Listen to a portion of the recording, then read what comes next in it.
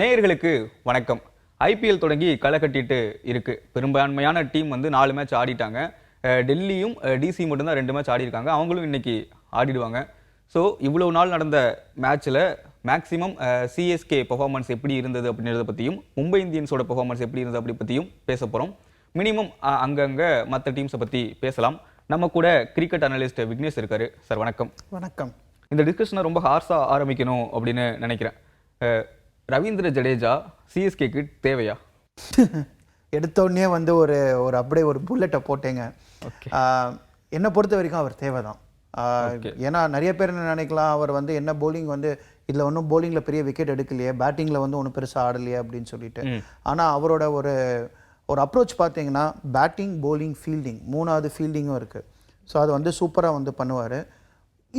இது வரைக்கும் நீங்கள் விக்கெட்ஸ் பார்த்தீங்கன்னு வச்சுங்களேன், அதாவது வந்து அந்த மைதானம், அந்த ஆடுகளம் எப்படி இருக்குது அப்படின்னு சொல்லி பார்த்தீங்கன்னா, சென்னையில் பொறுத்த வரைக்கும் ஒரு பேட்டிங் ட்ராக்காக இருக்குது. அதனால அவருக்கு பர்ஃபார்மன்ஸ் கொடுக்கறதுக்கான ஒரு சூழ்நிலை கிடைக்கல. ஸோ ஏன்னா அந்த மாதிரி ஒரு போலருக்கு கரெக்டாக லைன் அண்ட் லென்த்தில் போட்டுட்டு இருக்காரு. பால் கொஞ்சம் டேர்ன் எடுத்தனால அவர் வந்து சூப்பராக வந்து பர்ஃபார்ம் பண்ணக்கூடிய ஒரு போலராக தான் நான் பார்க்குறேன். அப்புறம் இந்த பேட்டிங் பவர் பிளேன்னு சொல்கிறோம்ல, அந்த பேட்டிங்கில் இருக்கக்கூடிய இந்த பவர் பிளேயில் இருக்கக்கூடிய விக்கெட்ஸ் எடுத்தால் அது ரொம்ப நல்ல ஒரு விஷயம். அவர் அந்த ஃபர்ஸ்ட் 6 ஓவர்ஸில் ஒரு ஓவர் போட்டாலுமே வந்து மாற்றங்கள் வரத்துக்கான சான்ஸ் இருக்கும்னு சொல்லிட்டையும் நான் நினைக்கிறேன். ஆனால் இப்போதைக்கு அவர் எப்படி யூஸ் பண்ணுறாங்கன்னா, பவர் பிளேயில் யூஸ் பண்ணாமல் 8th or 9th ஓவருக்கு மேலே அவர் வந்து கொண்டு வராங்க. ஒரு நியூ பாலில் வந்து ஒன்று எடுத்து போடுறதுக்கான ஒரு வாய்ப்பு கொடுத்தாருன்னா அது வந்து ஒரு புதுசு ஒரு புது முயற்சி அப்படின்னு சொல்லி நான் சொல்லுவேன். அது நல்லா பண்ணுவார் அவர். ஸோ நான் என்றைக்குமே ரவீந்திர ஜடேஜாவை டீம்லேருந்து இல்லாமல் இருக்கணும்னு சொல்கிற நான் இதை ஒரு பார்வையிலேயே நான் பார்க்கல. ஏன் அப்படின்னு சொல்லி பார்த்தீங்கன்னா, batting, polling and fielding 3 match தான் முடிஞ்சிருக்கு. அவரோட பர்ஃபார்மன்ஸ் பாருங்கள், வரக்கூடிய மேட்ச்களில் வந்து ரொம்ப அதிகமாகவே இருக்கும் நான் சொல்லுவேன். ஓகே, காலையில் ஒரு ஆர்டிக்கல் படித்தேன். ஜடேஜா டீமுக்கு தேவையா அப்படின்றத வந்து அப்படியே செக்மெண்ட்டாக எழுதியிருந்தாங்க. அதையே நான் கேள்வியாகவும் கேட்குறேன். ஆஃப்டர் 2020 ஜடேஜா வந்து அவரோட ஸ்ட்ரைக் ரேட்டு 146 இருக்குது லோவர் மிடில் ஆர்டரில் இறங்குற மற்ற டீம் பேட்ஸ்மேன்ஸ் 2020க்கு அப்புறமா அவங்களோட ஸ்ட்ரைக் ரேட் வந்து அதிகமாக இருக்குது. ஜடேஜா கிட்டத்தட்ட 26வது இடத்துல இருக்காரு அப்படின்னு நினைக்கிறேன். பேட்டிங்கும் சரியாக பெர்ஃபார்ம் பண்ணலை. அது மட்டும் இல்லாமல் அவர் வந்து பேஸுக்கு அகேன்ஸ்டாகவும் ஸ்ட்ரகிள் ஆகுறாரு, ஸ்பின்னுக்கு அகேன்ஸ்டாகவும் ஸ்ட்ரகிள் ஆகுறாரு. அவர் பேட்டிங் வந்தாலே ஆப்போனன்ட் டீம் வந்து ஸ்பின்னை கொண்டு வந்துடுறாங்க. ஸ்பின்னுக்கு வந்து எதிராக ரொம்ப குறைவான ரன் ரேட்டு ஆவரேஜ் வச்சிருக்கிறது வந்து ஜடேஜா. அதுக்கு முன்னாடி தோனி இருக்காரு.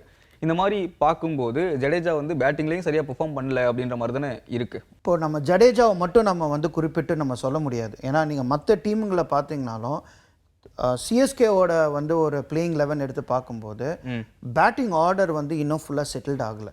அது நம்ம வந்து ஒரு விஷயமா புரிஞ்சுக்கணும். முன்னாடி இருந்த மிடில் ஆர்டர் பேட்ஸ்மேனோட பவர் இப்போ கிடையாது. இப்போ முன்னாடி நீங்கள் பார்த்தீங்கன்னா ஒரு ராய்டு வந்து ஒரு நல்லா அடித்து கொடுத்துருந்தாரு. அதுக்கு முன்னாடி இருக்கும்போது நம்ம சின்னத்தலை ரைனான்னு சொல்லிட்டு ஒருத்தர் வந்து விளையாடி கொடுத்துட்டு இருந்தாங்க. இந்த மாதிரி இருந்தது. இதுக்கெல்லாம் முன்னாடி நீங்கள் பார்க்கும்போது உங்களுக்கு வந்து இன்னும் சூப்பரான பிளேயர்ஸ், நம்ம தமிழ்நாடு வீரர் பத்ரியா இருக்கட்டும், இல்லை நீங்கள் வந்து இன்னும் 2-3 வீரர் எடுத்துங்க. ஹசி முன்னாடி மிடில் ஆர்டரில் இருந்தார், அப்புறம் வந்து கொஞ்சம் மேலே டாப் ஆர்டர்லையும் ஆடி இருக்காரு. ஸோ இந்த மாதிரியான ஒரு பெரிய நட்சத்திர பேட்ஸ்மேன்கள் இருந்தாங்க. அப்படி இருக்கும்போது அவர் மேலே வந்து சுமை இல்லை. எப்போதுமே ஒரு பேட்ஸ்மேன் மேலே சுமை இல்லை அப்படின்னாக்க அவங்க வந்து ஃப்ரீயாக விளையாடுறதுக்கான சான்சஸ் இருக்குது. ஏன்னா உங்களுக்கு டாப் ஆர்டரில் நல்லா பெர்ஃபார்ம் பண்ணுறாங்க. அதுக்கப்புறம் வந்து உங்களுக்கு நான் விட்டானாக்கா எனக்கு எதுவும் இல்லைப்பா அப்படின்னு. ஆனால் இப்போ இருக்கக்கூடிய நிலைமையில என்ன ஆகுது அப்படின்னு சொல்லி பார்த்தீங்கன்னா, மடன்னு விக்கெட் விழுந்துருச்சு. அப்படி இருக்கும்போது ஒரு ஆள் வந்து அது கொஞ்சம் விளையாடி கொடுக்குற சூழ்நிலை வந்து வந்துருச்சு. அந்த பொறுப்பை வந்து அப்பப்போ எடுக்கணும்னு முயற்சிகளில் அவர் பண்ணுறாரு. அப்படி பண்ணும்போது அவரால் அவரோட ஃப்ரீ கேம் ஆட முடியல. ஸோ இப்போ வந்து இந்த பேட்டிங் ஆவரேஜே நீங்கள் எடுத்து பார்த்தீங்கனாலுமே அது என்ன சூழ்நிலை, யாரோட விளையாடுறோம், அதுக்கப்புறம் வந்து அந்த டைமில் நான் எப்படி விளையாடணும் அப்படிங்கிற 3 விஷயமும் அடங்கி உள்ளே இருக்குது. நீங்கள் சொல்கிற பாயிண்ட்டு கரெக்டு. அதாவது நீங்கள் ஸ்டாட் எடுத்து பார்க்கும்போது அவர் வந்து பர்ஃபார்ம் பண்ணல, ஸ்ட்ரைக் ரேட் இல்லை, ஆவரேஜ் இல்லை அப்படின்னு நம்ம வந்து பார்க்குறோம். ஏன்னா லோவர் ஆர்டரில் இறங்கும்போது கிட்டத்தட்ட 180-200 ஸ்ட்ரைக் ரேட்டில் இருந்தால் தான் டீமுக்கு ஏதோ ஹெல்ப்ஃபுல்லாக இருந்திருக்கும்ல. 146ல் ஆடும்போது டீமுக்கு அவ்வளோ பெருசாக இம்பாக்ட் கொடுத்துருக்காது அப்படின்ற மாதிரி இல்லை. பட் என்ன சூழ்நிலையில் ஆடுறோங்கிற ஒரு விஷயமும் இருக்குல்ல, நீங்கள் அதையும் நீங்கள் பார்க்கணும். ஏன்னா அப்போ அந்த டைமில் இப்போ ஜடேஜா வந்து அடிக்க போய் அவுட் ஆறாரு, சரிங்களா? இப்போ அதுக்கப்புறம் வேறு யாரும் விளையாடி கொடுக்க போகிறாங்க. முன்னாடி வந்து ஒரு பிராவோ மாதிரி ஒரு பிளேயர் இருந்தாங்க அங்கே, சரிங்களா? இப்போ பிராவோ இல்லை உங்களுக்கு. இப்போ நீங்கள் bowling பார்த்தீங்கன்னா அதாவது வந்து முன்னாடி நீங்கள் பார்க்கும்போது பேட்டிங் அண்ட் ஆல்ரவுண்டர் கேப்பபிலிட்டியில் 8 டவுன் வரைக்கும் 7 டவுன் வரைக்கும் ஒரு பேட்ஸ்மேன் இருந்தாங்க. ஏன் ஷர்துல் தாக்கூரே ஒரு 2 மேட்ச் வந்து ஆடி கொடுத்துருக்காரு, தீபக் சார். ஸோ இவங்க எல்லாருமே இப்போ இல்லை. இப்போ இது வந்து முழுக்க முழுக்க ஒரு புது டீம். இந்த டீமில் பார்த்தீங்கன்னா ஜடேஜாக்கு அப்புறம் நீங்கள் வரக்கூடிய பேட்ஸ்மேன் பார்த்தீங்கன்னா பாவம் தோனி அதுக்கப்புறம் தான் வராரு, அதோட விமர்சனம் நம்ம அப்புறம் போய்க்கலாம். அதுக்கப்புறம் ஒரு அஸ்வின், அவ்வளோதான். சரிங்களா?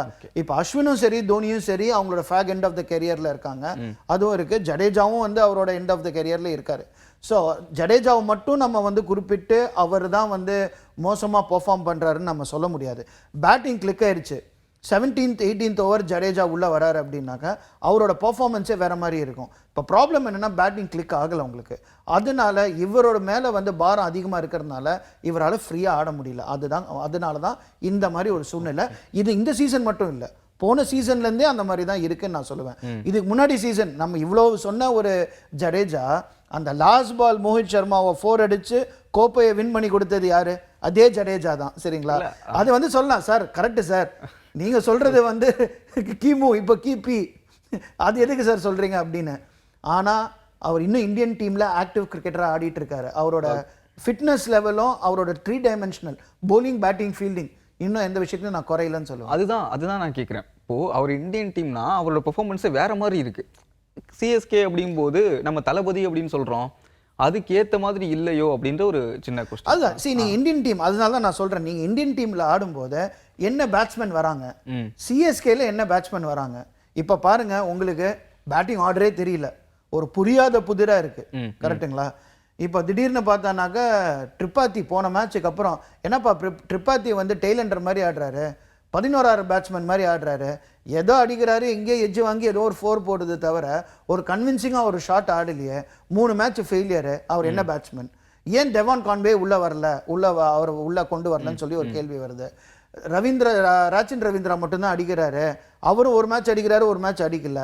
ருத்துராஜும் ஃபார்மில் இல்லை, முக்கியமான மேட்ச்சில் பெங்களூருக்கு முக்கியமான மேட்ச்சில் அவுட் ஆயிடுறாரு. இப்போ நீங்கள் அப்படியே எடுத்து பார்த்தீங்கன்னாக்க ஒரு நின்று அதாவது கான்ஃபிடென்ட்டாக ஆடக்கூடிய ஒரு பேட்ஸ்மேன் சொல்லி பார்த்தீங்கன்னா ஒரு ஆள் தான் நம்ம இப்போ சொல்லலாம், அது வந்து ருத்துராஜ் மட்டும்தான் நம்ம சொல்லலாம். அவரும் வந்து ஒரு 1 or 2 மேட்சஸ் வந்து ஸ்கோர் பண்ணலன்னா டோட்டலாக டீம் காலி. அந்த மாதிரி சூழ்நிலையில தான் இன்னைக்கு பேட்டிங் இருக்கு. அப்படி இருக்கும்போது ஜடேஜா மேலே அதிகமான ப்ரெஷர் வருது. ஓகே, இதுதான் வந்து ஒரு காரணம். ஆனால் என்னை பொறுத்த வரைக்குங்க 3 மேட்ச் தான் இருக்குது. சரிங்களா? அதாவது வந்து சிஎஸ்கே பொறுத்த வரைக்கும் என்னதுன்னு சொல்லி பார்த்தீங்கன்னா அவங்க ஸ்ட்ராங்கே வந்து போலிங்கிறதும் ஃபாஸ்ட் போலிங் இல்லை, ஸ்பின் பவுலர்ஸ் தான் ஃபாஸ்ட்டாக நல்லா வச்சுருக்காங்க. ஆனால் அதுக்கேற்ற மாதிரி விக்கெட் இருந்தால் தான் அவங்க வின் பண்ண முடியும். இதுதான் வந்து அவங்களோட டெம்ப்ளேட்டு. எப்படின்னா நான் 7 மேட்ச் ஆட போகிறேன் சேப்பாக்கம் மைதானத்தில். இந்த 7 மேட்ச்சில் 5லேருந்து 6 மேட்ச் வின் பண்ண 6 மேட்ச்னு வச்சுங்க. சரிங்களா? 6 மேட்ச் வின் பண்ணிவிட்டு அவையில் போயிட்டு ஒரு 2 மேட்சோ இல்லை மேக்ஸிமம் 3 மேட்ச் வின் பண்ணாலே நான் குவாலிஃபைடு. இதுதான் வந்து மைண்ட் செட்டில் இருக்குது. ஸோ அதுக்கேற்ற மாதிரி ஆடுகளத்தை ப்ரிப்பேர் பண்ணணும். ஸ்டீவன் ஃப்ளெமிங்கே போன ஒரு தான் வந்து சொன்னார், பெங்களூரோட ஆர்சிபியோட தோக்கும்போது பிச்சு எந்த மாதிரி பிஹேவ் பண்ணுறதுன்னு சொல்லிட்டு நமக்கு தெரியல அப்படின்னு சொல்லிட்டு ஒரு விஷயத்த சொன்னார். ஏன்னா எல்லா டீமும் சொல்கிறாங்க. ஏன் பெங்களூர் அவங்க 2 மேட்ச் வின் பண்ணாங்க ஆர்சிபி, 3வது மேட்ச் அவங்க ஹோம் கிரவுண்டில் ஆடுறாங்க, அவையில் வின் பண்ணிவிட்டு ஹோம் கிரவுண்டில் வின் பண்ண முடியல. ஏன்னா அவங்களுக்கு ஏற்ற ஒரு பிச்சு எப்படி இருக்கணும்னா இன்னும் ஃபாஸ்ட் பவுன்சி பிச்சு இல்லை பேட்டிங் பிச்சாக இருக்கணும். எப்போவுமே நீங்கள் ஆர்சிபி பார்த்தீங்கன்னா அவங்களோட மெயின் ஸ்ட்ரென்த்தே பேட்டிங் தான். சரிங்களா? ஸோ ஆனால் பால் லைட்டாக திரும்பும்போது இல்லை ஸ்டாப் ஆகி வரும்போது எப்போ பார்த்தாலும் அவங்க மாட்டிக்கிறாங்க. அதுதான் அதே மாதிரி தான் வந்து அவங்க போன மேட்ச் வந்து மாட்டிக்கிட்டாங்க. ஸோ ஒரு டீம் வின் பண்ணோன்னு வச்சுங்களேன், ஹோம் மேட்சஸ் வச்சு தான் அவங்க வந்து டீமே செட் பண்ணுறாங்க. அதுக்கு ஏற்ற மாதிரி உங்களுக்கு பிச்சும் பிஹேவ் ஆகணும். அது இல்லாதனால வரக்கூடிய பிரச்சனைகள் தான் இப்போ வந்து சிஎஸ்கேயும் சந்திக்கிறாங்க. அதில் ஜடேஜா மாட்டிக்கிறாரு. ஓகே, விவி கிரி சார்கிட்ட பேசும்போது அவர் ரொம்ப முக்கியமான ஒரு பாயிண்ட் சொன்னார், எனக்கு வந்து கரெக்டாக இருக்கே அப்படின்ற மாதிரி தோணுச்சு. நீங்கள் பிச் அப்படின்னு பேசும்போது டெஸ்ட் கிரிக்கெட் 1 டே 50 ஓவர் ஆட போகிறீங்க, இல்லை டெஸ்ட் கிரிக்கெட்னா 5 நாள் ஆட போகிறீங்க. அந்த மாதிரி ஒரு கண்டிஷன்ஸில் பிச் கண்டிஷன் வந்து ரொம்ப முக்கியம் அப்படின்னு பேசலாம். நீங்கள் 2020 கிரிக்கெட் ஆடுறீங்க, ஆர்த்தடாக்ஸாக பேட் பண்ணுறதுக்கு யாருமே இல்லை, எல்லாருமே வந்து அடிக்க போகிறாங்க, என்னென்னமோ ரிவர்ஸ் ஸ்வீப்பு அது இதுன்னு அடிக்கிறாங்க. அப்படி இருக்கும்போது நீங்கள் பிச்சுக்கு வந்து உரிய மரியாதை கொடுக்கல, பிச் பால் எப்படி வருது அப்படின்றத பார்த்து நீங்கள் ஆடலை. அப்படி இருக்கும்போது நீங்கள் பிச் சரியில்லை அப்படின்னு சொல்லிட்டு தோத்ததுக்கு அப்புறமா எப்படி உங்களால் சொல்ல முடியும் அப்படின்னு கேட்குறாரு. அது கரெக்டான ஒரு கேள்வி அப்படின்ற மாதிரி தான் எனக்கு தோணுது. இல்லை, அவர் சொன்ன பாயிண்ட் கரெக்ட். சரிங்களா? ஆனால் இப்போ எப்படி ஆயிடுச்சு அப்படின்னு சொல்லி பார்த்தீங்கன்னா ப்ரெஷர் வந்து நீங்கள் பேட்டிங் ஃபர்ஸ்ட் ஆடுறீங்கன்னு வச்சுங்களேன், உங்களோட மைண்ட் செட்டே எப்படின்னா நான் 140 150 நிற்க போதில்லை, 160 நான் போக போகிறதில்ல. மைண்ட் செட்டே வந்து நான் 200 ரன் அடிக்கணும். ஏன்னா இப்போ வந்து உங்களுக்கு என்ன ஆகுது, டைமென்ஷன் மாறிடுச்சு. சரிங்களா? டைமென்ஷன் மாறினது எப்படி நான் சொல்றது வந்து கிரவுண்ட் டைமென்ஷன் பத்தி நான் சொல்லல, எக்ஸ்ட்ராவா வந்து ஒரு இம்பாக்ட் பிளேயர் ரூல் ஒன்று வந்துருச்சு. ஸோ அப்போ இருக்கும்போது முன்னாடி உங்களுக்கு 6 பேர் பேட் பண்ணாங்கன்னா இப்போ 7 பேர் பேட் பண்றாங்களா இல்லை 8 பேர் பேட் பண்ற அளவுக்கு ஒரு 2 ஆல்ரவுண்டர்ஸ் இருந்தாங்கன்னு வச்சுங்களேன். கொல்கத்தா எடுத்து பாருங்க, சுனில் நரேனும் ஆண்ட்ரே ரசலும் ஒரு பேட்டிங் அண்ட் bowling ஆப்ஷன். அப்போ பார்த்தீங்கன்னா 8 9 பேர் வரைக்கும் அவங்க பேட்டிங் வச்சிருக்காங்க. அப்படி இருக்கும்போது ஃப்ரீடம் அதிகமா இருக்கு. ஏன்னா நான் அவுட் ஆனாலும் இன்னொருத்தரை வந்து விளையாடி கொடுத்துருவாங்க அப்படின்னு சொல்லிட்டு அடிக்க போறாங்க. ஸோ மேட்ரு என்னன்னா, இப்போ இருக்கிற நான் கிரிக்கெட்டு என்ன பார்க்குறேன்னா, நான் 2008 அதாவது நம்ம முதல் தடவை 2008 2007ல் அதாவது முதல் ஐபிஎலுக்கு முன்னாடி நம்ம முதல் தடவையா T20 உலக கோப்பை வின் பண்ணோம். கரெக்டுங்களா? அந்த ஒரு 2007ல் இந்தியாவோட வின்னிங் ஃபார்முலா என்ன தெரியுமா? எல்லா பாலும் அடிக்கிறது இல்லை. யுவராஜ் 6 பால் 6 6 அடிச்சாரு. அது வந்து ஒரு ஒன் ஆஃப் அக்கேஷன். ஓப்பனர்ஸும் சரி மிடில் ஆர்டரும் சரி ரன்னிங் பிட்வீன் த விக்கெட் சூப்பராக ஓடினாங்க. இப்போ அந்த சிங்கிள்ஸுங்கிறது ஓட மாட்டேங்கிறாங்க. அதாவது வந்து எல்லா பாலும் அடிக்கணும் அப்படின்னு சொல்லி ஒரு இது ஒன்று வந்துருச்சு. ஹைதராபாத் வேற மாதிரி ஒரு டீமா எடுத்துட்டு போயிட்டு லாஸ்ட் சீசனும் சரி இந்த சீசனும் சரி ஆல்மோஸ்ட் 300 ரன் அடிக்க போறாங்க. ஸோ அப்போ அதனால கான்செப்ட் என்ன ஆயிடுச்சுன்னா, நான் உள்ள போனாலே அடிச்சா 4-6 தான். இந்த சிங்கிள்ஸ் அண்ட் டூஸ் விளையாடல.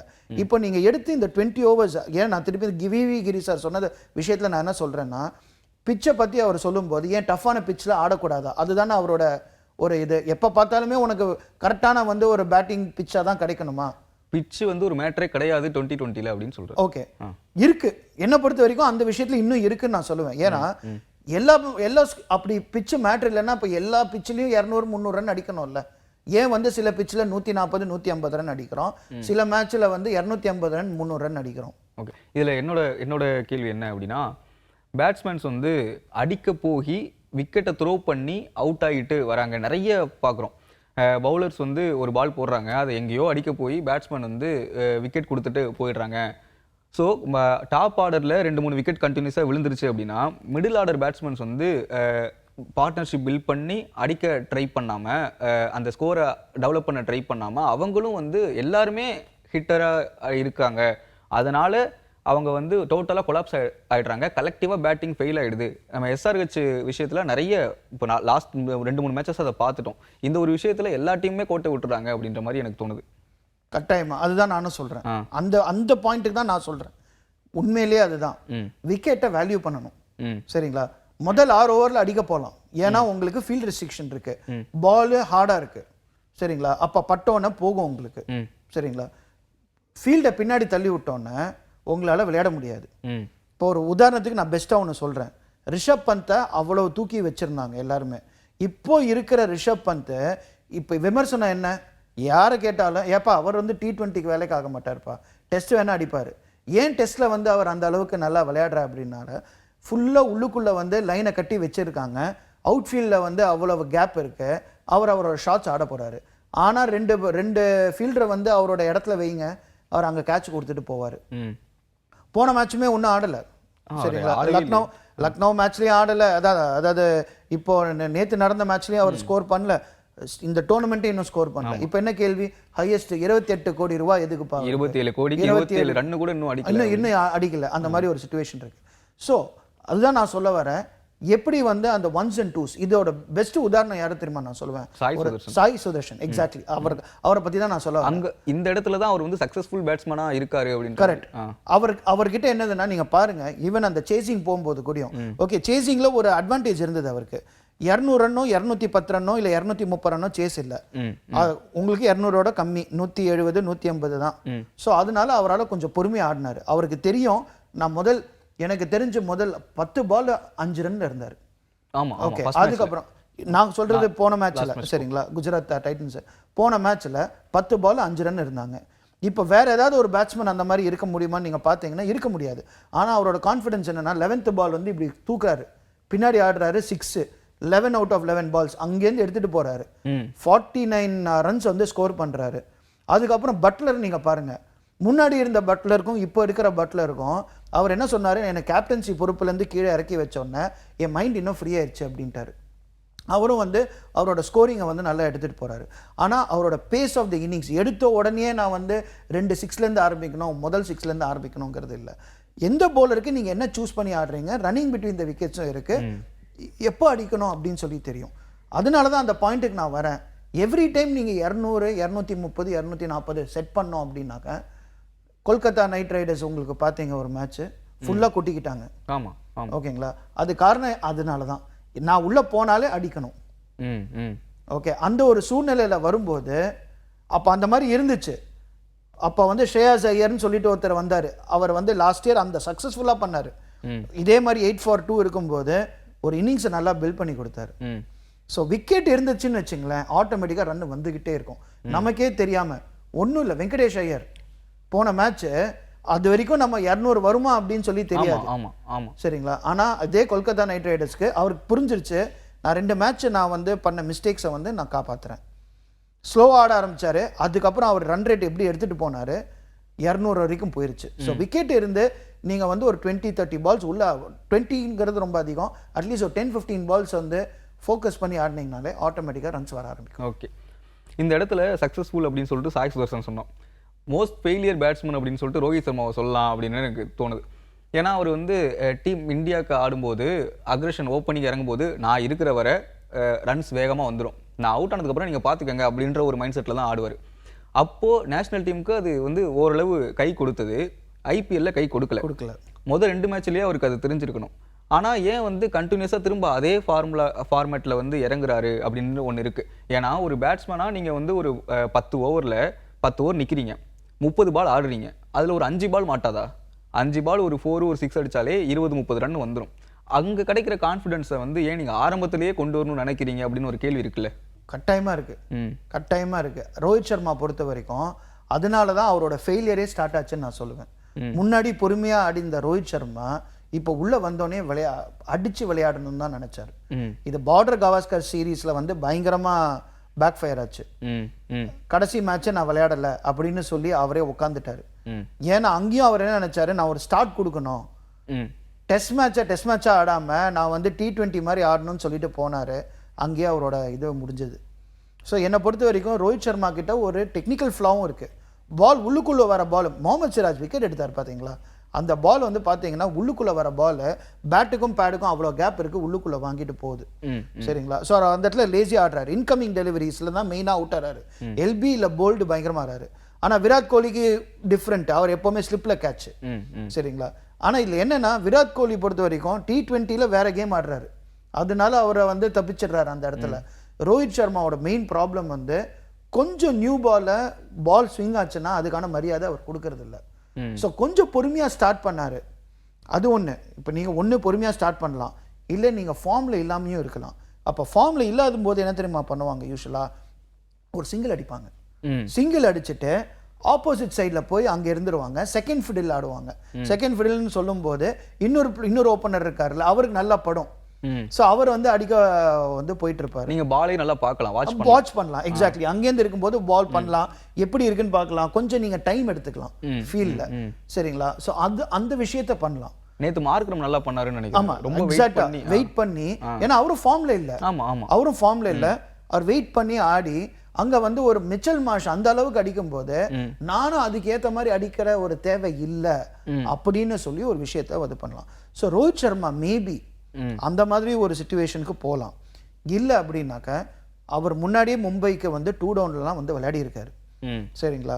ஸோ ஒரு ஃபார்ம் வரதுக்காக ஓப்பனிங்னே எனக்கு வரல அப்படின்னா மேபி 1 டவுன் 2 டவுன் வந்து ஃபார்முக்கு வந்துட்டு திருப்பி ஓப்பனிங் போகிறதுக்கான வாய்ப்புகள் இருக்கு. ஸோ ரோஹித் சர்மா ஒரு பெரிய பிளேயர், ஒரு இந்தியா கேப்டன், இவ்வளோ வருஷமாக ஆடி கொடுத்த ஒரு மும்பை இந்தியன்ஸ் பிளேயர் அப்படின்னு இருக்கும்போது அவர் அந்த லாஸ்ட் மேட்ச் என்னை பொறுத்த வரைக்கும் அது காயம் காரணமாக உட்கார வச்ச மாதிரி எனக்கு தெரியல. யாருக்குமே அது வந்து ஒரு நம்பிக்கை இல்லை, எனக்குமே அந்த ஒரு நம்பிக்கை இல்லை. காயம் காரணமாக நான் வந்து முட்டியில் அடி வாங்கிட்டாரு ப்ராக்டிஸில் அப்படின்னு. அவர் என்னதான் அடி வாங்கி என்னதான் இருந்தாலுமே எப்படியாவது ரெடி பண்ணி மேட்சுக்கு வந்துருவாரு. இந்தியா மேட்ச் என்னைக்குமே விட்டதில்லை. அப்படி இருக்கும்போது மும்பை இந்தியன்ஸுக்கு போன மேட்ச் ஆடாம இருக்கிறதுனால எல்லாருக்குமே அந்த கேள்வி இருக்கு. ஓகே, ஏன்னா அவர் வந்து மேட்சுக்கு தேவையான ஃபிட்னஸ் அவர் எப்பயுமே வச்சிருப்பாரு. ஒரு ஒரு மேட்ச் கூட இன்ஜுரி அப்படின்னு சொல்லிட்டு அவர் விட்டதே கிடையாது அப்படின்ற மாதிரி ஒன்று இருக்கு. இந்த இடத்துல பந்த் பற்றி நான் கேட்கணும்னு நினைக்கிறேன். பந்த் கிரீஸில் இருக்காரு. அவர் அவுட் ஆன மோஸ்ட் ஆஃப் த இந்த இப்போ நடக்கிற சீசனில் அவர் அவுட் ஆனது வந்து 30 யார்ட் சர்க்கிள்குள்ளேயே அவுட் ஆகுறாரு. இப்படி இருக்கும்போது நீங்கள் தூக்கி அடிக்கலை, 30 யார்ட் சர்க்கிள்குள்ளே தான் அவுட் ஆகுறீங்க. அப்போ நீங்கள் ஃபார்மில் இல்லை அப்படின்னு தானே அர்த்தம். கரெக்டு. 30 யார்ட் சர்க்கிள் இருக்கிறதுனால தூக்கி அடிக்கலைங்கிற ஒரு விஷயம் இருக்கு, இது கிடையாது. அதாவது டைம் பண்ணல, சரிங்களா? இப்போ போன மேட்ச் அவுட் ஆனது என்னது அப்படின்னு சொல்லி பார்த்தீங்கன்னா, பால் வரதுக்கு முன்னாடியே பேட்டை திருப்பிட்டாரு, சரிங்களா? அங்கே போயிட்டு நல்லா இது பண்ணி நல்லா கேட்ச் எடுத்தாங்க. ஸோ பால் வரதுக்கு முன்னாடி பாலை வெயிட் பண்ணாமல் ஃபோர்ஸ் பண்ணுறீங்க பாலை. ஸோ அப்படி வந்து எப்போவுமே சொல்லுவாங்க கிரிக்கெட்டில் நீங்கள் எவ்வளோ லேட் ஆடுறீங்களோ அவ்வளோ நல்லது அப்படின்னு சொல்லிட்டு சொல்லுவாங்க. ஸோ ஃபார்மில் இல்லைன்னா அது அப்படியே தெரிய வரும். ஸோ மேட்ரு என்னன்னா, முதல்ல இந்த இப்படி ஆடுறதுலாம் விட்டுட்டு சாய் சுதர்ஷன் நான் திருப்பி சாய் சுதர்ஷனுக்கே வரேன், சரிங்களா? இந்த பால் இப்படி ஆடினார்ல, அடுத்த பால் ஸ்ட்ரெயிட் டிரைவ் சூப்பராக இருந்தது. அது பார்க்கும்போது உங்களுக்கு எப்படி அது கண்ணில் ஒத்துற மாதிரி இருந்துச்சு உங்களுக்கு. அந்த ஒரு இதாக அந்த மாதிரி ஒரு ஷாட் ஆடிட்டீங்கன்னா உங்களுக்கு ஒரு கான்ஃபிடன்ஸ், சென்டர் ஆஃப் த பேட்ல பட்டு தெரிச்சிட்டு போகுதுன்னா ஒரு கான்ஃபிடன்ஸ் லெவல், அந்த கான்ஃபிடன்ஸ் லெவல் வரணும். அதுக்கு தூக்கி அடிச்சாதான் அந்த கான்ஃபிடன்ஸ் லெவல் வரும் அப்படிங்கிற ஒரு மைண்ட் செட்லேருந்து வெளியில் வந்துட்டோம்னு வச்சுங்களேன், ஆட்டோமேட்டிக்காக பேட்டில் 2 பால் பட்டதுனாலே நீங்களே சொல்லிட்டீங்க. அது மிடில் பண்ணாலே நீங்கள் சொன்னீங்களா 10-20 பால் அங்கே இருந்தாங்க, நம்ம ஒரு 5 பால் பேட்டில் படாதா, அதில் வந்து ஒரு 4 6 அடிக்க முடியாதான்னு, அதுதான் அவங்க ஆடணும். ஆனால் இப்போ என்ன ஆயிடுச்சு, ப்ரெஷர். அந்த pressure to perform, pressure to score. யார் பார்த்தாலும் 200 ரன் அடிக்கணும், 200 ரன் அடித்தாதான் இன்னைக்கு நம்ம வின் பண்ண முடியும் அப்படின்னு ஒரு மைண்ட் செட்டில் போகிறதுனால வரக்கூடிய வினைகள் தான் இது. ஓகே, 2-3 பாலை வந்து டாட் வச்சாலே பேட்ஸ்மேன் வந்து ப்ரெஷர் ஆகிடுறாங்களோ அப்படின்ற, ஐயோ டாட் வச்சுட்டோம் என்ன ஆகும் தெரியல, ஸ்கோர் வேணும் அடிக்க போகணும், அதனாலேயே அவுட் ஆகிடுறாங்க அப்படின்றது. சிஎஸ்கே பேட்டிங்கை பற்றி பேசிகிட்டு இருந்தோம். ஒருவேளை பேட்டிங் ஆர்டரை சேஞ்ச் பண்ணால் ஒருவேளை அந்த ரன்னிங் ஸ்கோர் அதிகமாக வர்றதுல மாற்றங்கள் நடக்கலாம் அப்படின்னு தோணுதா? ஏன்னா ருத்து Conway opening இறங்குனாங்கன்னா left right combination இருக்குது. நீங்கள் ராகுல் திரிபாதி, ரச்சின் ரவீந்திரா, ராகுல் திரிபாதியை வந்து நம்பர் 3ஆகவும் ரச்சின் ரவீந்திராவை நம்பர் 4ஆகவும் இருக்குன்னா அங்கேயும் லெஃப்ட் ரைட் காம்பினேஷன் இருக்குது. இந்த 4 பேட்ஸ்மேனுமே அவங்கவுங்க ஸ்லாட்டில் நல்ல ரெக்கார்ட் வச்சுருக்காங்க. ஏன் சிஎஸ்கே பண்ண மாட்டாங்க அப்படின்னு ஒன்று. ஓகே, இதில் ரொம்ப முக்கியமான ஒரு விஷயம் நம்ம வந்து பார்க்க வேண்டியதுன்னா, ஒரு ரூல் இருக்குது, இந்த இம்பேக்ட் பிளேயர் ரூல் இருக்குது. இது வந்து ஒரு விஷயத்தில் நிறைய பேர் மறந்துடுறாங்க. அதாவது எப்படின்னா, ஒரு ஃபாரின் பிளேயரை உள்ளே வச்சுட்டு அவரை உட்கார வச்சு இன்னொரு ஃபாரின் பிளேயரை கொண்டு வர முடியாது. இந்த இம்பேக்ட் பிளேயர் ரூலே பார்த்தீங்கன்னா டொமஸ்டிக் டேலண்ட்டை இன்னும் உள்ளே கொண்டு வரத்துக்கு தான். ஸோ இப்போ 4 ஃபாரின் பிளேயர் இருந்தாங்கன்னாக்கா ஒரு ஃபாரின் பிளேயரை வெளியில் தள்ளி இன்னொரு ஃபாரின் பிளேயரை வர முடியாது. ஸோ நீங்கள் வந்து ஒரு ஃபாரின் பிளேயரை இம்பேக்ட் பிளேயராக உள்ளே வர வைக்கணும்னா நீங்கள் ஸ்டார்டிங் லைனப்பில் 3 ஃபாரின் பிளேயர் தான் வைக்க முடியும். அதுதான் ரூலு, சரிங்களா? இப்போ சிஎஸ்கேக்கு நூர் அகமது வேணும், சரிங்களா? ஒரு ஃபாஸ்ட் பவுலர் வேணுமா, ஒரு யார் வேணும் உங்களுக்கு, ஒரு பத்திரானா வேணும், ஒரு ஓவர்டன் வேணும், இல்லாட்டி உங்களுக்கு நேதன் எல்லிஸ் வேணும், சரிங்களா? ஏன்னா வந்து ஃபாஸ்ட் பவுலிங் வீக்கராக இருக்காங்க. ஸோ பவுலிங்லேயே 2 பேர் தேவை உங்களுக்கு மினிமம். அப்புறம் உங்களுக்கு ரச்சின் ரவீந்திரா தேவை 3. ஸோ 4ஆவதாக நீங்கள் எப்படி டெவான் கான்வே உள்ளே ஃபிட் பண்ணுவீங்க? இதில் தான் வந்து பிரச்சனை வருது. ஸோ அப்படி இருக்கும்போது டெவான் கான்வே உள்ளே வரணும் அப்படின்னா ரச்சின் ரவீந்திரா ஆட முடியாது. எய்தர் ஆர் தான் உங்களுக்கு உள்ளே வரும். இல்லாட்டி நீங்கள் பவுலிங்கை இன்னும் வீக்கெண்ட் பண்ணி ஒரு இந்தியன் பவுலரை கொண்டு வரணும், சரிங்களா? ஆனால் இந்தியன் ஃபாஸ்ட் பவுலர்ஸ் இன்னும் ரொம்ப வீக்கராக இருக்காங்களே. இப்போ வந்து கலீல் அகமதை வச்சு நீங்கள் பண்ணுறீங்க. முன்னாடி அட்லீஸ்ட் உங்களுக்கு ஒரு தீபக் சாஹர் இல்லாட்டி ஒரு ஷர்துல் தாக்கூர், அவங்களே நம்ம சொல்லிட்டு இருந்தோம். தீபக் சாஹர் மட்டும் தான் நல்லா போட்டிருந்தாரு, ஷர்துல் தாக்கூரே வாழி வரங்கிட்டு இருந்தாரு. இல்லை ஒரு துஷார் தேஷ்பாண்டே, ஓகே, அவரும் நிறைய ரன்ஸ் கொடுத்துட்டு இருந்தாரு, ஆனால் விக்கெட் எடுத்துகிட்டு இருந்தார், சரிங்களா? ஸோ அப்போது ஒரு இந்தியன் பவுலரை இன்னும் நீங்கள் பேக் பண்ணணும். முகேஷ் சௌத்ரி இன்னும் இருக்காரு, அவரோட ஒரு சீசன் நல்லாவே வின் பண்ணி கொடுத்தாரு. மேபி அவரை உள்ளே கொண்டு வந்துட்டு ஒரு பவுலர் ஓவர்டனை உட்கார வச்சுட்டு டெவான் கான்வே உள்ளே வரதுக்கு அப்படி தான் பண்ண முடியும் தவிர, இல்லாட்டி டெவான் கான்வே ஆடுறது கஷ்டம். ஏன்னா இந்த இம்பாக்ட் பிளேயர் ரூல்னால. ஸோ இதுதான் வந்து ஒரு முக்கியமான விஷயம். நிறைய பேர் அந்த ஆஸ்பெக்டை வந்து, ஏன்னா பிசிசிஐ இந்த இம்பாக்ட் பிளேயர் ரூலை வந்து மெயினாக கொண்டு வந்தது காரணம் இன்னொரு ஒரு எக்ஸ்ட்ரா இந்தியன் பிளேயரை ஆட வைக்க தான். ஸோ ஒரு ஃபாரினர் டு ஃபாரினர் ரீப்ளேஸ்மெண்ட் பண்ண முடியாது. பண்ணணும்னா 3 பேர் தான் இருக்க முடியும் டீமில். சிஎஸ்கேலையும் வந்து அந்த சின்ன பசங்க நல்லா பவுல் பண்ணுற பசங்க இருக்காங்களா? ஆண்ட்ரே காம்போஜ் இருக்காரு, அவரை ஏன் நீங்கள் வந்து இன்னும் பிளேயிங் லெவனுக்குள்ளே கொண்டு வரல அப்படின்னு ஒரு கேள்வி இருந்துகிட்டே இருக்குல்ல. ஏன் அந்த தயக்கம் இருந்துகிட்டே இருக்கு சிஎஸ்கே மேனேஜ்மெண்ட்டுக்கு? அது ரொம்ப முக்கியமான, ரொம்ப நல்ல கேள்வி, முக்கியமான கேள்வி. இதை சப்போர்ட் பண்றதுக்கு வேற யார் போலிங் போடுவாங்க? இப்போ ஒரு நல்ல ஒரு ஃபாஸ்ட் பவுலர் எடுத்து வச்சிருந்தாங்க, ஒரு எக்ஸ்பீரியன்ஸ் பவுலர் போட்டு வச்சிருந்தாங்க அப்படின்னா, இப்போ இப்போ நான் இதே ஒரு உதாரணத்துக்கு, இப்போ ஒரு ஃபாரின் ஃபாஸ்ட் பவுலர் இருக்காங்க. ஃபாரின் ஃபாஸ்ட் பவுலரும் முன்னாடி ஜாஷ் ஹேசல்வுட் ஒரு சீசன் விளையாடினாரு. அதுக்கெல்லாம் முன்னாடி இருக்கும்போது டக் போலிஞ்சரை வந்து ஒரு இதில் இருந்தாங்க. அந்த மாதிரி வந்து நேதன் எல்லிஸ் இன்னும் வந்து ஃபுல்லாக அந்த அளவுக்கு இல்லை. அவரும் ஃபிட்னஸ் கன்சர்னாலையும் போன மேட்ச் விளையாடலை, கொஞ்சம் இதெல்லாம் இருந்துச்சு. உங்களுக்கு இவரை வந்து பத்திரானாவை வந்து நீங்கள் ஒரு டெத் பவுலராக நீங்கள் பார்க்குறீங்க. முன்னாடி ஒரு பிராவோ சூப்பராக வந்து ஒரு பவுலராக இருந்தார். இப்போ இருக்கிற உங்களுக்கு லைனப்பில் நிறைய இன்எக்ஸ்பீரியன்ஸ் ஆல்ரெடி இருக்காங்க. அப்போ நான் இன்னொரு ஒரு புது பவுலரை கொண்டு வந்து நான் வந்து திருப்பி எக்ஸ்பெரிமெண்ட் பண்ண முடியாது அப்படின்னு நினைக்கிறாங்க. இப்போ நமக்கு ஒரு செட்டில் பவுலிங் லைனப் வரல. யார் லீடர்? யார் இப்போ இந்த ஃபாஸ்ட் பவுலிங் லைனப்பில் லீடர்னா யார் சொல்லுவீங்க நீங்கள்? பதிரானா சொல்லலாம், பத்திரானா சொல்லலாம் நீங்க, சரிங்களா? பத்திரானாவுமே முதல் மேட்ச் விளையாடல, சரிங்களா? எல்லா மேட்சும் 11 மேட்சும் ஆட போறது, இல்லை 14 மேட்ச் ஆடக்கூடிய ஒரு ஃபாஸ்ட் பவுலர்னா நீங்க யாரை சொல்ல முடியும்? கலீல் அகமது தான் சொல்ல முடியும். கலீலை வந்து இப்போதான் வந்து பண்ணியிருக்காங்க. ஸோ இப்போ கலீல் வந்து நல்ல ஃபார்முக்கு வந்துட்டு இருந்தாங்கன்னா இன்னொரு ஒரு போலரை எக்ஸ்பெரிமெண்ட் பண்ணுறதுக்கான வாய்ப்புகள் இருக்கு. இல்லை சார், நீங்கள் எக்ஸ்பெரிமெண்ட்டே வந்து இப்போ தானே பண்ண முடியும். ஐபிஎல்லோட இனிஷியலில் தானே பண்ண முடியும். நீங்கள் வந்து பீக்கில் ஒரு டைம் ஒரு மேட்ச் இந்த மேட்ச் ஜெயிச்சே ஆகணும், அந்த ஒரு மேட்ச்சில் வந்து நீங்கள் எக்ஸ்பெரிமெண்ட் பண்ண முடியாது. இல்லை கரெக்ட், அப்போ பண்ண முடியாது. சொல்கிற பாயிண்ட் கரெக்ட். ஆனால் இப்போ பண்ணுறதுக்கான ஒரு ஆளை எடுத்து இன்னொரு ஒரு ஆள் பண்ணுறதுக்கு ஒரு ஃபாரினரை போலிங் ஆப்ஷன் வேணும்னு நினைக்கிறாங்க அவங்க. ஏன்னா உங்களுக்கு 3 ஸ்பின்னர் இருக்கணுமா? நீங்கள் நினச்சி பாருங்க, திருப்பி காம்பினேஷன் பாருங்க. 3 ஸ்பின்னர் யாரு? ஜடேஜா, அஸ்வின், நூர் அகமது. இதில் எந்த மாற்றமும் கிடையாது, சரிங்களா? இப்போ நம்ம போகிற டீம் எப்படி இருக்குது அப்படின்னு சொல்லி பார்த்தீங்கன்னா, இந்த 5 பவுலர்ஸில் இல்லை 6 பவுலர்ஸ்னு வச்சுங்க, ஒரு ஆல்ரவுண்டர், ஃபாரின் ஆல்ரவுண்டர் யாரு? ஒரு ஓவர்டன்னு இல்லாட்டி உங்களுக்கு சாம் கரன், சரிங்களா? ஒரு ஃபாரின் ஆல்ரவுண்டர் ஒரு 2 பேரில் ஒருத்தர் கட்டாயமாக தேவைன்னு இருக்குது. 2வது யார் அப்போ உங்களுக்கு வராங்க?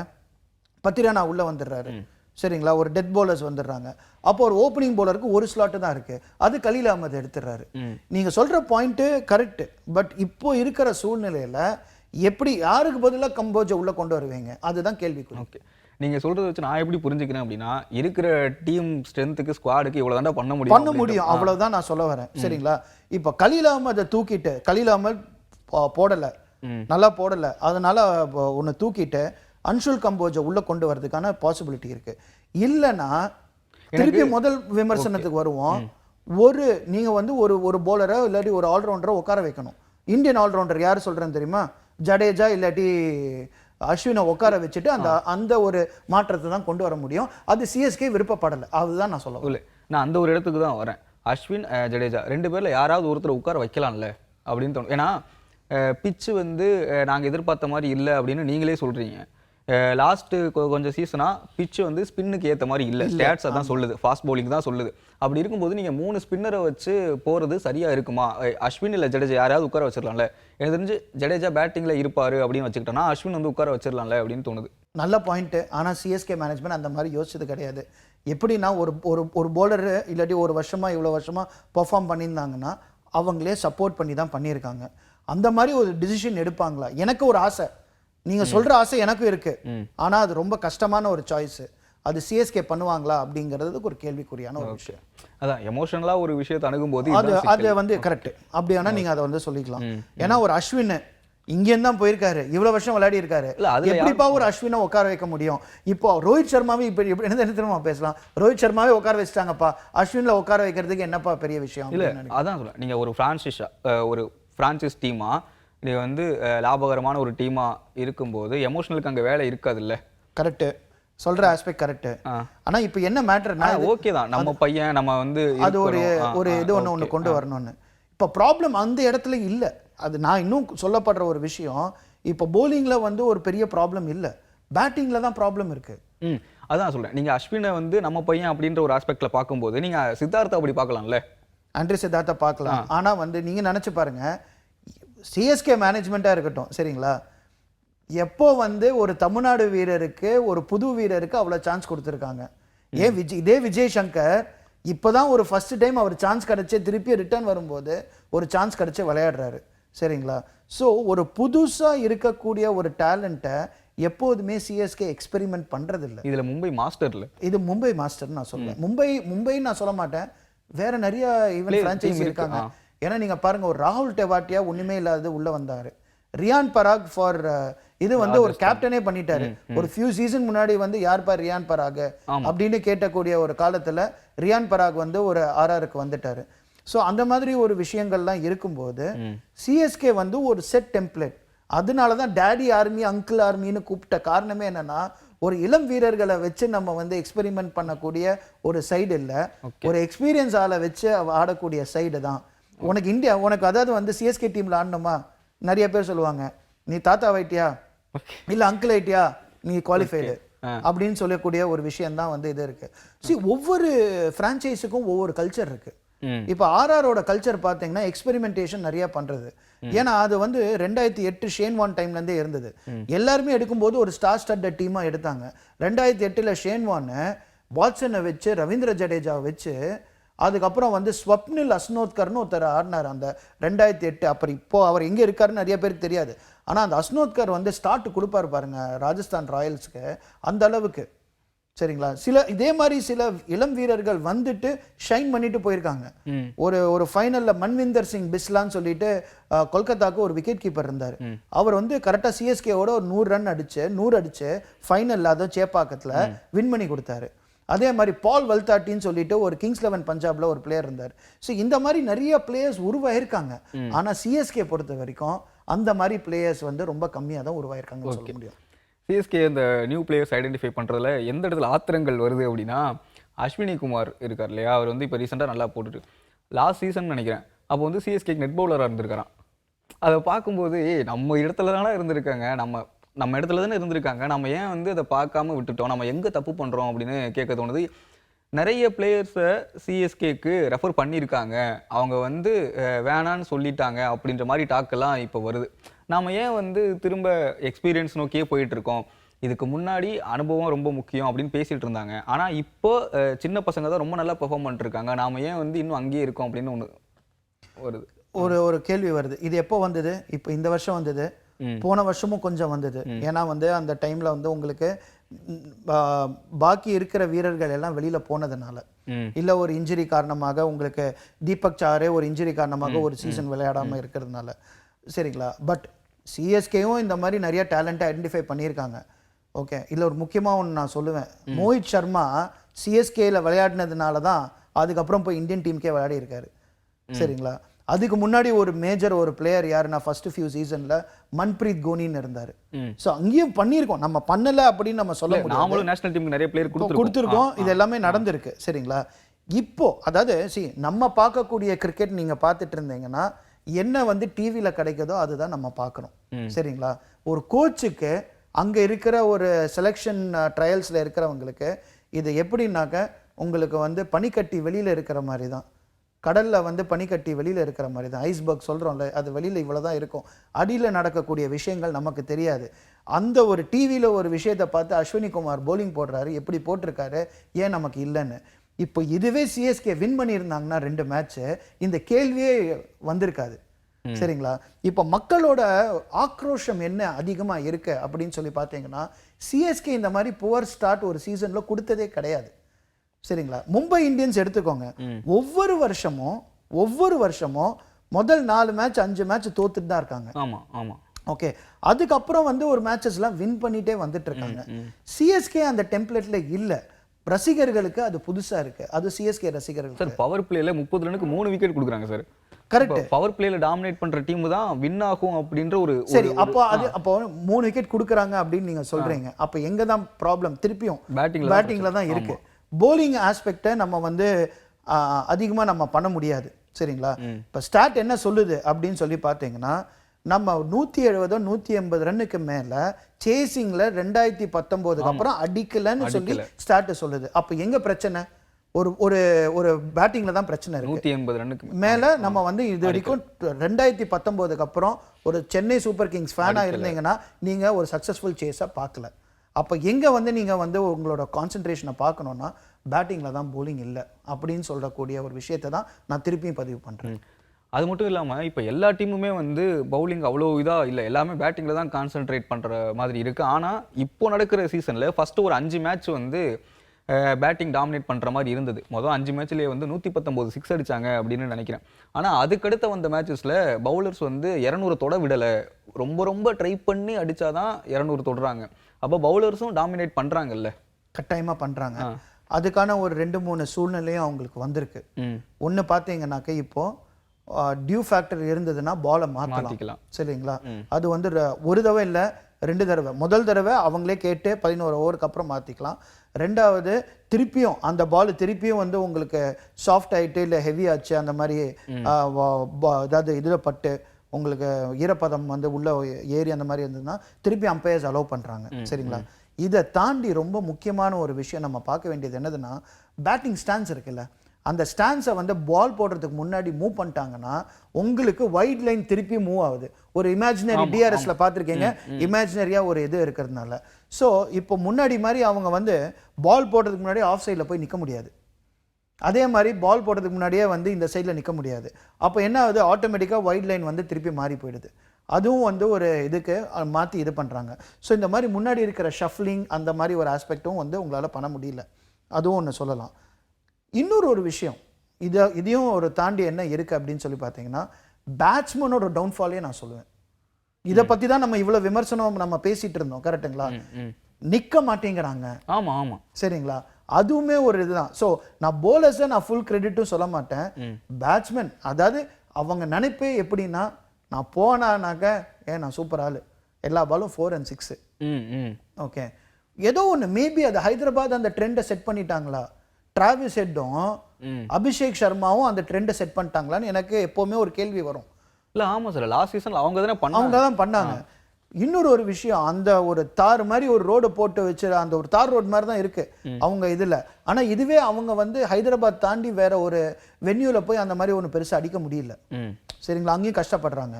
ஸோ அவங்க அந்த ஒரு ட்ரெண்டை செட் பண்ணதுனால மைண்ட்ல எல்லாருமே 220, 240, 250, 280, இப்போ ஒரு இம்பாக்ட் பிளேயர் ரூல் இருக்கிறதுனால 270, 280 தான் இப்போ புது 200 நினைச்சிட்டு போறாங்களோ, அதனால நிறைய பேர் மாட்டிக்கிறாங்க அப்படின்னு நான் நினைக்கிறேன். இப்போ போலர்ஸுமே இப்போ முன்னாடிலாம் பார்த்தீங்கன்னா ஒரு ஃபாஸ்ட் பவுலர் என்னங்க பண்றாங்க, ஓடி வந்து ஸ்லோ பால் போடுறாங்க, இந்த நக்கிள் பால் ஒன்று வச்சு போடுறாங்க. இப்போ எல்லாருமே ஒரு நக்கிள் பால் வச்சிருக்காங்க, ஒரு back of the hand slow delivery வச்சிருக்காங்க. முன்னாடி ஹர்ஷல் பட்டேல் சூப்பரா வந்து ஒரு டிசீவிங் ஸ்லோயர் ஒன் போடுவாரு, ஆனா இப்போ அவர் கரெக்டாக விட மாட்டேங்குது, அவர் அடிக்கிறாங்க இப்போ. ஓகே, பட் ஆனா இப்போ புது போலர்ஸ் பாருங்க, போன மேட்ச்ல வந்து ரத்தி சிங் தான் திக்வேஷ் ரத்தி சிங் அந்த அளவுக்கு சூப்பரா போட்டிருக்காரு. ஓகே, முதல் 3 ஓவர் 10 ரன். ஸோ புது போலர்ஸ் ஆடுறதுக்கும் கஷ்டப்படுறாங்க, ஏன்னா புது போலர்ஸ் முன்னாடி ஆடி பழகலை. ஸோ இவங்க என்ன போட போறாங்க, எப்படி போட போறாங்கன்னு சொல்லி ஒரு விஷயம் தெரியல. ஸோ இதெல்லாமே ஒரு ஃபேக்டர் நிறைய பேட்ஸ்மேன் அவுட் ஆகிறதுக்கு. அண்ட் ப்ளஸ் அவங்க மைண்ட் செட் வந்து நான் இவ்வளோ அடிக்கணும், அதுவே ஒரு மேஜர் ஒரு ஃபேக்டர் போலர்ஸோட கொஞ்சம் இப்போ டாமினன்ஸ் வருது.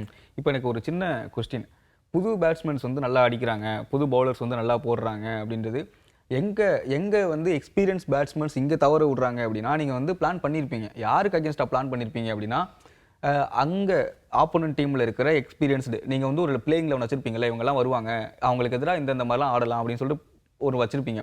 அது உடையும் போது நீங்கள் எதிர்பார்த்த ஒரு பிளேயர் வராமல் புதுசாக ஒருத்தர் வரும்போது அங்கே நீங்கள் வந்து தப்பு பண்ணிடுறீங்க, அங்கே வந்து புது பசங்க டாமினேட் பண்ண ஆரம்பிச்சிடுறாங்க. இது வந்து ஒரு 10 மேட்ச் 15 மேட்சுக்கு இருக்கும், அதுக்கப்புறம் வந்து வழக்கமாக எப்படி ஐபிஎல் நடக்குமோ அந்த மாதிரி தான் இருக்கும் அப்படின்ற மாதிரி எனக்கு தோணுது. கட்டாயமாக அதை நான் சொல்லுவேன். ஏன் நான் சொல்லிடுறேன், நீங்கள் புதுசாக அதாவது வந்து கிரிக்கெட்டுன்னு ஒரு விஷயத்தில் இல்லை, எல்லா இடத்துலையும் நீங்கள் பார்க்கும்போது இன்னொருத்தரோட எப்போவுமே ஒரு போட்டின்னு வரும்போது, போட்டின்னு ஒரு காம்படிஷனில் அவன் என்ன பண்றான், அவன் எப்படி பண்றான் அப்படின்னு சொல்லி முன்னாடியே நம்ம ஸ்டடி பண்ணுவோம். புதுசா ஒருத்தன் வரானா எனக்கு வந்து அவங்க எப்படி இருப்பாங்கன்னே எனக்கு தெரியாது. பேட்ஸ்மேன் பொறுத்த வரைக்கும் நான் ஒரு அட்வான்டேஜ் சொல்றேன். நீங்க ஏதாவது ஒரு நியூ பேட்ஸ்மேன் எடுத்துக்கோங்க, ஒரு பேர் சொல்லுங்களேன், ஒரு நியூ பேட்ஸ்மேன், ஏன் நம்ம மும்பையே போனோம், ஒரு புது பேட்ஸ்மேன் உங்களுக்கு அசுதோஷ் சர்மா சூப்பரா ஆடி கொடுத்தாரு. ஓகே, இப்போ அசுதோஷ் சர்மா அவர் மேல வந்து பெரிய பிராண்ட் நேம் கிடையாது, சரிங்களா? அவரு அடிக்க போய் அவுட் ஆனாலும் திருப்பியும் டக் அவுட் போகும்போது நீ ஏன் அந்த ஷாட் ஆடின அப்படின்னு வந்து அங்க இருக்கக்கூடிய கோச்சும் அங்க இருக்கக்கூடிய சப்போர்ட் ஸ்டாஃபும் யாரும் கேட்க போறது இல்லை. ஓகே, ஆனா இதுவே ஒரு பந்தா இருந்திருந்தா, இதுவே ஒரு ஒரு ரோஹித் சர்மாவா இருந்திருந்தா அவங்க மேலே வந்து ப்ரெஷர் அதிகம்.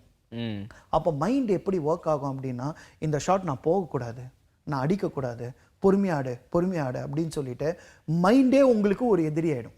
உங்களோட own mind, conscious mind, subconscious மைண்ட்ஸ்லேயே வந்து ஒரு ஃபைட் ஒன்று நடைபெறும். ஓகே, ஒரு புது பேட்ஸ்மேனுக்கு எனக்கு எதுவுமே இல்லை, எனக்கு அவனை தெரியாது, அந்த போலர் எனக்கு தெரியாது, நான் ஆடினது கிடையாது, புதுசாக ஆடுறேன், அவன் எப்படி போடுறான் கூட எனக்கு தெரியாது, நான் போய் என் ஸ்ட்ரோக் ஆடுறேன், அவுட் ஆனாலும் பரவாயில்ல, எனக்கு ஒரு சான்ஸ் கிடச்சிருக்கு, இதுதான் எனக்கு ஒரு சான்ஸு ப்ரூவ் பண்ணுறதுக்கு. அவுட் ஆனால் என்ன பண்ண முடியும், அவுட் ஆகிட்டேன், நான் ஸ்ட்ரோக் ஆடினேன், அவுட் ஆகிட்டேன் அப்படின்னு சொல்லிட்டு போகலாம். அவங்களும் புரிஞ்சுப்பாங்க, இந்த பையன் புது பையன்ப்பா, ஏதோ ட்ரை பண்ணான்ப்பா அப்படின்னு. ஆனால் இதுவே ஒரு ஒரு பிராண்டட் பிளேயர் ஆடும்போது அவங்க மேலே ப்ரெஷர் அதிகமாக இருக்கும். ஓகே, அதுதான் வந்து இப்போ இன்றைக்கி நான் சொல்லுவேன், தோனி மேலேயும் அந்த மாதிரி ஆயிடுச்சு உங்களுக்கு. தோனி பாருங்கள், முதல் 5-6 பால் 10 பால் அடிக்கவே மாட்டார், அதுக்கப்புறம் தான் அடிக்க போகிறாரு. ஏன் அந்த டெம்ப்ளேட்டை யூஸ் பண்ணுறாங்க நிறைய பேர் கேட்குறாங்க. ஒன்றும் வருது, லேட்டாக வரதை கேட்குறாங்க, லேட்டாக வந்தாலும் 10 பால் வந்து டிஃபென்ஸ் கேட்குறாருப்பா, அதுக்கப்புறம் தான் இப்போ அடிக்க போகிறாரு அப்படின்னு சொல்லி ஒரு விமர்சனம் வருது. அது காரணம் என்னென்னா, உங்களுக்குன்னு ஒரு பிராண்ட் நேம் கிரியேட் ஆயிடுச்சுன்னா அதோட பயமும் சேர்ந்து உள்ளே வந்துடும். அதுதான் ப்ராப்ளம். இவ்வளோ மேட்ச் நடந்துருச்சு, 16 மேட்ச் நடந்துருக்கு, யார் கப் அடிக்கிறதுக்கு சான்ஸ் இருக்குது அப்படின்னு நினைக்கிறீங்க? இப்போதைக்கு நான் பார்க்கும்போது ஒரு வெல் பேலன்ஸ் சைடாக நான் பார்க்குறது யார் அப்படின்னு சொல்லி பார்த்தீங்கன்னாக்கா, பஞ்சாப் நல்லா இருக்கிற மாதிரி நான் பார்க்குறேன். சரிங்களா? ஆனால் கன்சிஸ்டன்சி ஆனால் இந்த வருஷம் நான் சொல்கிறேன், ரொம்ப ஒரு டஃப்பான ஒரு விஷயம். என்னால் வந்து இப்போதைக்கு ஒரு பஞ்சாப் ஃபேவரட்ஸாக இருக்காங்கன்னு நான் சொல்லுவேன். ஆனால் அவங்க 2 மேட்ச் தான் ஆடி இருக்காங்க. இப்போ வந்து ஒரு 4 மேட்ச் 5 மேட்ச் 6 மேட்ச்னு சொல்லும்போது நம்ம ஏதாவது பார்க்கலாம். இன்னொரு ஒரு டீம் கொஞ்சம் ஓரளவுக்கு நல்லா வந்து கம்பேக்ஸ் கொடுத்துட்ருக்காங்கன்னு பார்த்தீங்கன்னா, எனக்கு லக்னோ டீம் மேலே எனக்கு ஒரு நம்பிக்கை ஒன்று வருது. பேட்டிங்காக இருக்கட்டும், பவுலிங்காக இருக்கட்டும். இப்போ பாருங்கள், இவர் ஆடலை, ரிஷப் பந்த் போன மேட்ச் சரியாக விளையாடலை. ஆனாலுமே அதர் பேட்ஸ்மென்ஸ்க்கு வந்து உங்களுக்கு இருக்காங்க. யார் நான் பார்க்குறேன் அப்படின்னு சொல்லி பார்த்தீங்கன்னா, மிச்சல் மார்ஷ் ஒன்று நல்லா விளையாடிட்டு இருக்காரு, பூரன் இருக்கார். பூரனோட பேட்டிங் வந்து நான் ரொம்ப சூப்பராக நான் பார்க்குறேன். சரிங்களா? அதே மாதிரி குஜராத்தில் வந்து இப்போ நீங்கள் பாருங்கள், ரஷித் கான் வந்து முன்னாடி மாதிரி வந்து ஒரு போடலை. ரஷித் கான் வந்து அவர் என்னன்னு தெரியல, பேக் இன்ஜுரிக்கு அப்புறம் வந்து அதோட ப்ராப்ளமானு சொல்லி நமக்கு தெரியல. ஆனால் வந்து அவர் ரொம்ப ரன்ஸ் லீக் பண்ணுறாரு. ஆனால் சாய் கிஷோர் மாதிரி ஒருத்தர் வந்து அது சூப்பராக எடுத்துகிட்டு போகிறாரு. பேட்டிங்கும் அவங்களுக்கு அதுக்கேற்ற மாதிரி அவங்க வச்சுருக்காங்க. இதெல்லாமே ஒரு தமிழ்நாடு பிளேயர்ஸ், அதெல்லாம் பார்க்கும்போது எனக்கு வந்து ஒரு பெருமையாக தான் இருக்குது. இன்னொரு ஒரு பிளேயரை வந்து அந்த அளவுக்கு வெளியில் கொண்டு வரல. ஆனால் போக போக வந்து இன்னும் நல்லா விளையாடி கொடுக்கக்கூடிய இன்னொரு ஒரு தமிழ்நாடு வீரர் பார்த்தீங்கன்னா வாஷிங்டன் சுந்தர் விடுங்க, அதுக்கு மேலே ஷாருக் கான் நான் பார்க்குறேன். சார், அதான் நான் கேட்கணும்னு நினச்சேன். இப்போ வந்து குஜராத்தில் மிடில் ஆர்டர் ரொம்ப ரொம்ப வீக்காக இருக்குது அப்படின்னு சொல்கிறாங்க. அவங்க வந்து அதை மிடில் ஆர்டரோட வீக்னஸ் வெளியே தெரியாமல் இருக்கிற மாதிரி தான் வந்து அவங்க டாப் ஆர்டர் பெர்ஃபார்ம் பண்ணிகிட்டு இருக்காங்க. லக்னோ எடுத்துக்கும் போது லக்னோ வந்து நல்ல பவுலிங்கில் இருக்குது அப்படின்றது என்னால் அது ஏற்றுக்க முடியல. 2 பேர் தான், ஷர்துல் தாக்கூர், திக்வேஷ் ரதி, 2 பேர் ஓகேவா பெர்ஃபார்ம் பண்ணுறாங்க. மற்றபடி அவங்க பவுலிங் வீக்காக தான் இருக்குது அப்படின்ற மாதிரி எனக்கு தோணுது. ஆனால் கப் அடிக்கிற சான்ஸ் இருக்கா 2 டீமுக்குமே அப்படின்னு கேட்குறேன். 2 டீமுமே இருக்குது. ஏன்னா இப்போது ஒரு டீமில் பார்த்தீங்கன்னா, இப்போ நீங்கள் வந்து சிஎஸ்கே எடுத்துங்களேன். இப்போ ரொம்ப ஓவர் ரிலையபிலிட்டி ஆன் ஸ்பின்னர்ஸ் தானே சொல்லுவீங்க. இந்த 3 ஸ்பின்னர்ஸ் பர்ஃபார்ம் பண்ணாதான். ஃபாஸ்ட் பவுலர் வின் பண்ணி ஒரு மேட்சை கொடுப்பாங்கன்னா ரொம்ப டவுட்டு. அது யாராக பண்ணால் ஒரே ஒரு ஆள் சிங்கிள் ஹேண்டாக பண்ணணும்னா 10 ரன்னா பண்ணணும். சரிங்களா? அந்த மாதிரி இருக்குது. அங்கே ஒரு ஆள் இல்லைன்னா இன்னொரு ஆள் பண்ணுறாங்க. ஆல்ரெடி அந்த மாதிரி ஒரு டேலண்ட் வந்துருச்சு. அதோட வந்து உங்களுக்கு எக்ஸிக்யூஷனை நம்ம பார்த்துட்டோம், எவிடன்ஸை பார்த்துட்டோம். ஆனால் இன்னும் வந்து பாக்கி டீமில் அதை பார்க்கல. நான் கேகேஆருமே நான் ஒரு விஷயத்தில் சொல்வேன், நல்ல டீம் வச்சுருக்காங்க. ஆனால் எப்போ நல்லா விளையாடுறாங்க, அவங்களே எப்போ நல்லா விளையாடுறது இல்லைங்கிறது அவங்களுக்கே தெரிய மாட்டேங்குது. சரிங்களா? அதுதான் நான் கேகேஆர் நான் இன்னும் இது பண்ணல. சரிங்களா? பட் அவங்க இன்னும் கொஞ்சம் இன்கன்சிஸ்டண்ட்டாக இருக்கிறதுனால அவங்களுக்கு நான் அந்த வெயிட்டேஜ் கொடுக்கல. ஸோ முக்கியமான விஷயம் நான் எப்படி பார்ப்பேன்னா, எண்ட் ஆஃப் த சீசனில் யார் மொமெண்டம் இருக்கிறவங்க நீங்கள் பார்த்துருப்பீங்க. மும்பையே நீங்கள் பார்த்துருப்பீங்க, அவ்வளோ மேட்சஸ் தோத்துட்டு வந்துட்டு திடீர்னு ஒரு 2 மேட்ச் வின் பண்ணிட்டு அங்கேருந்து ஒரு மொமெண்டம் ஒரு ஃபார்ம் வந்து ஃபைனல்ஸ் வரைக்கும் போயிருக்காங்க. வின் பண்ணுறது பிரச்சனை இல்லை, எப்படி வின் பண்ணுறீங்க அது மும்பை இந்தியன்ஸை அடிச்சுக்கவே. ஏன்னா அவங்க கிட்ட இருக்கிற ஒரு குவாலிட்டி என்னன்னா, ஒரு ஃபைட்டிங் குவாலிட்டி. அந்த ஒரு ஃபைட்டிங் குவாலிட்டியில் எங்கேயோ பிடிச்சி எங்கேயோ வந்துடுவாங்க. அதுக்கு முன்னாடி அவங்க டீமும் ஆதரவாக இருந்துச்சு. இப்போ மும்பை இந்தியன்ஸ் டீமும் சென்னை டீமும் நான் 2 பேருக்குமே ஒரே ஒரு பெரிய பிரச்சனை என்னென்னா, அவங்க வந்து ஒரு பிளேயர் மேலே நிறைய காசை போடுறாங்கன்னா அவங்களால அடுத்த டேலண்டட் பிளேயர்ஸை எடுக்க முடியறதில்ல. ஸோ அதனால கம்மியான பிளேயர்ஸை, யாரெல்லாம் வந்து செதறி விட்ட பிளேயர்ஸை எடுத்து எப்படியாவது நம்ம டீம் பில்ட் பண்ணுவோம் அப்படின்னு நினைக்கிறாங்க. அதனால தான் மும்பை இந்தியன்ஸ் அதையும் ஒரு அளவுக்கு ஸ்மார்ட்டாக பண்ணணும்னு சொல்லிட்டு இந்த ஸ்கவுட்டிங் டீமை வந்து நல்லா யூஸ் பண்ணி உங்களுக்கு ஒரு விக்னேஷ் புத்தூரை சொல்லட்டும், அஸ்வினி குமார் இருக்கட்டும், ஏன் சத்யநாராயண ராஜுவையும் பார்த்துருக்காங்க. ஆனால் ராஜு அந்த அளவுக்கு வந்து இப்போதைக்கு பெர்ஃபார்ம் பண்ணலை. பட் இவங்க எல்லாருமே வந்து பெர்ஃபார்ம் பண்ணுறதுக்கான வாய்ப்புகளும் இருக்குது. இல்லை 2 பேர் ஆல்ரெடி பண்ணிட்டாங்க. நீங்கள் சொன்ன மாதிரி அஸ்வினி குமாரும் சரி, விக்னேஷ் புத்தூரும் பண்ணிட்டாரு. Okay sir. அந்த அந்த மும்பை இந்தியன்ஸோட ஸ்கவுட்டை பற்றி மட்டுமே தனி ஒரு எபிசோட் பேசணும் அப்படின்னு நினைக்கிறேன். அவ்வளோ விஷயங்கள் இருக்குது அதில். மீண்டும் சந்திக்கலாம். நன்றி. நன்றி.